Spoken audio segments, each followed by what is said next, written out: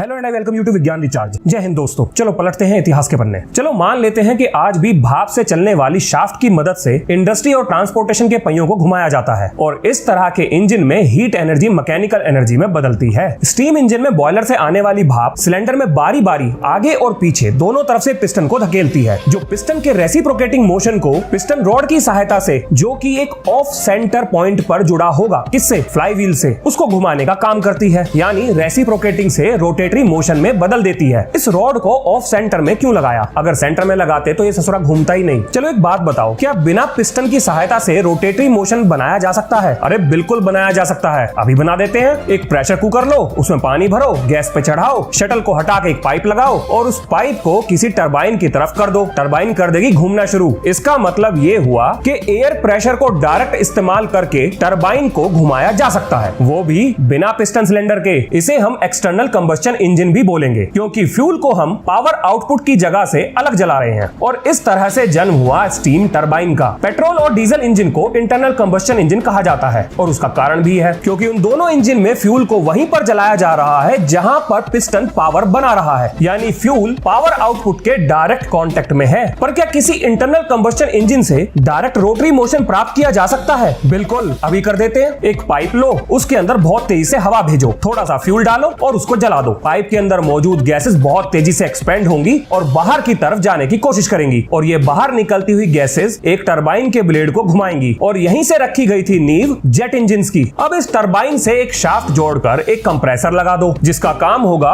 बहुत सारी हवा को कंप्रेस करके और तेज गति से कंबस्शन चेंबर की तरफ धकेल देना। चलो इसे एक पेट्रोल इंजन से कंपेयर करते हैं। उसके इनटेक स्ट्रोक में हवा और फ्यूल का मिक्सचर कंबस्शन चेंबर में एंटर करेगा और हमारी गैस टरबाइन में हवा एंटर करेगी। फिर आता है कंप्रेशन स्ट्रोक, जिसमें उस मिक्सचर को कंप्रेस किया जाएगा और हमारी गैस टरबाइन में ये काम करेगा कंप्रेसर डिस्क। फिर आता है पावर स्ट्रोक, जिसमें उस मिक्सचर को जलाया जाएगा और ये काम करेगा हमारी गैस टरबाइन में लगा हुआ एक बर्नर। उसके बाद आता है एग्जॉस्ट स्ट्रोक, जिसमें जली हुई गैसेस बाहर निकल जाएंगी और हमारी गैस टरबाइन में भी जली हुई गैसेस बहुत तेज रफ्तार से बाहर निकलेंगी और यही तेज रफ्तार टरबाइन ब्लेड्स को घुमाएंगी, जिससे कनेक्टेड एक शाफ्ट कंप्रेसर को घुमाती रहेगी और बन गया अपना जेट इंजन। बस इसमें एक ही फर्क है, वो ये कि गैस टरबाइन में सारे काम एक साथ हमेशा होते रहते हैं। पेट्रोल इंजन की तरह एक के बाद एक सीक्वेंस में नहीं होते। बस एक बार आप बर्नर चालू करो और गैस टरबाइन एकदम मक्खन की तरह चलेगी। चलो अब जाते हैं इसकी डिटेल में और लगाते हैं इसमें कुछ कंप्रेसर डिस्क। अब ये क्या काम करेंगी? ये बढ़ाएंगी हवा का दबाव। इसमें लगी कुछ डिस्क घूमेंगी और कुछ रहेंगी स्थिर, जिसकी वजह से आती हुई हवा बहुत ज्यादा और बहुत तेजी से कंप्रेस हो जाएगी और अंदर जाती हुई हवा की रफ्तार भी बहुत ज्यादा बढ़ जाएगी। क्या इन डिस्क के नंबर को घटाया और बढ़ाया जा सकता है? बिल्कुल बढ़ाया जा सकता है और घटा भी सकते हैं। ये बात निर्भर करेगी हमारी जरूरत पर। किस तरह की जरूरत पर? अगर आपको अपना इंजन और ज्यादा पावरफुल बनाना है, मतलब उसे बड़ा बनाना है, तो आप उसमें डिस्क बढ़ा सकते हैं। पर याद रखिएगा, सिर्फ डिस्क बढ़ाने से इंजन की ताकत नहीं बढ़ेगी, आपको उसकी बाकी चीजों में भी सुधार करने पड़ेंगे। चलो मान लेते हैं हमने बहुत सारे डिस्क लगा दी। अब इससे हवा कंप्रेस होके जाएगी कंबस्शन चेंबर की तरफ, जहां पर लगा हुआ एक फ्यूल नोजल उस हवा में फ्यूल को स्प्रे करेगा और अब इस मिक्सचर को जलाया जाएगा एक बर्नर की सहायता से। इस मिक्सचर के जलते ही एक्सपेंड हुई गैसेस का इतना जबरदस्त प्रेशर क्रिएट होगा कि वो बाहर की तरफ निकलने की कोशिश करेगा। पर कंबस्शन चेंबर के अंदर तापमान कितने डिग्री तक हो सकता है? लगभग 2500 डिग्री फ़ारेनहाइट तक। क्या इससे भी ज्यादा हो सकता है? बिल्कुल हो सकता है। ये निर्भर करेगा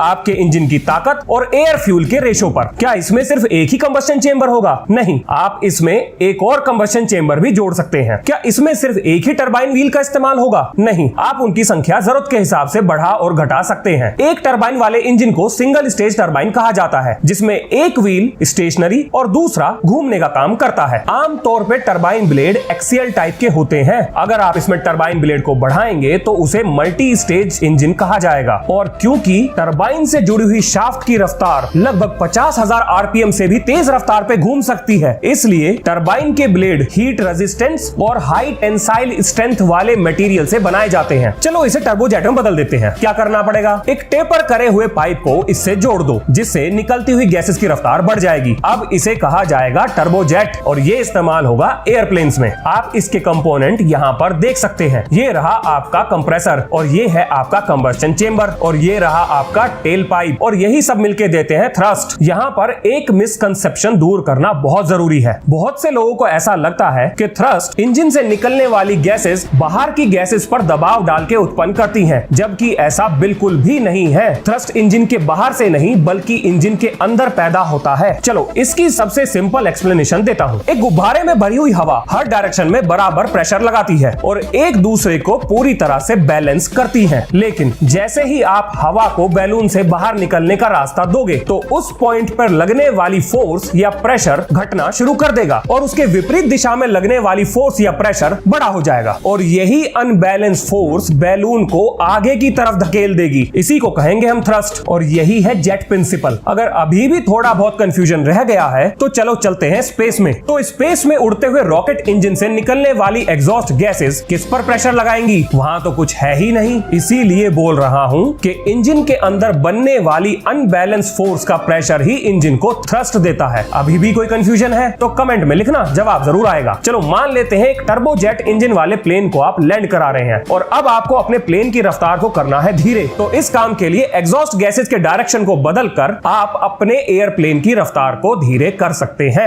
अब इंजन के अंदर बनने वाली थ्रस्ट ही प्लेन को धीरे करने में मदद करेगी। पर क्या आपको पता है टर्बोजेट में आफ्टर बर्नर का भी इस्तेमाल होता है और इनको लगाने के पीछे का कारण भी बड़ा मजेदार है। बहुत थोड़े से समय के लिए थोड़ी सी पावर अगर बढ़ानी हो तो आफ्टर बर्नर बड़ा काम आता है। देखो आपको ये तो पता है कि कंबस्शन चेंबर में फ्यूल के जलने के बाद एग्जॉस्ट गैसेस बाहर निकलती हैं, लेकिन उस एग्जॉस्ट गैसेस में थोड़ी सी ऑक्सीजन बिना जले रह जाती है। तो क्यों ना उन एग्जॉस्ट गैसेस में थोड़ा सा फ्यूल डालकर उसे एक बार फिर से जला दें। और क्योंकि एग्जॉस्ट गैसेस का टेम्परेचर पहले ही काफी ज्यादा होगा तो यहाँ पर हमें बर्नर लगाने की भी जरूरत नहीं पड़ेगी। इससे फायदा क्या होगा भाई साहब? ताकत और रफ्तार दोनों बढ़ने वाली है। चलो जब इतना बता ही दिया है तो फैन जेट भी सीख ही लो। इस तरह के इंजन में कंप्रेसर डिस्क के सामने प्री कंप्रेसर डिस्क को लगाया जाएगा, जिनका साइज थोड़ा बड़ा होता है और वो इंजन के अंदर जाने वाली हवा को थोड़ा कंप्रेस पहले ही कर देती हैं। फायदा क्या होगा? फायदा होगा ये कि अब पहले से ज्यादा हवा का वॉल्यूम इंजन के अंदर एंटर करेगा और ज्यादा हवा होने से बर्निंग के बाद ज्यादा एक्सपेंशन होगा जो देगा ज्यादा थ्रस्ट। अगर इन सब चीजों के सामने एक पंखा लगा दिया जाए तो उस इंजन को टर्बो प्रॉप इंजन कहते हैं और इस पंखे को एक गियर ट्रेन की सहायता से चलाया जाता है और इस गियर ट्रेन को चलने की ताकत देती है अपनी टरबाइन की शाफ्ट। टर्बो प्रॉप इंजन का इस्तेमाल मध्यम गति पर बहुत दूरी तक उड़ने के लिए किया जाता है। गैस टरबाइन इंजन से जनरेटर भी बनाए जा सकते हैं और इसको डिस्कस करें किसी और वीडियो में। लास्ट में आपके लिए एक सवाल, आपके हिसाब से जेट इंजन में ऐसा कौन सा बदलाव करें कि इसकी पावर और एफिशिएंसी दोनों ही बढ़ जाए? दौड़ाओ अपना दिमाग और लिखो एक बढ़िया जवाब। तो मिलते हैं नेक्स्ट वीडियो में। जय हिंद, जय भारत।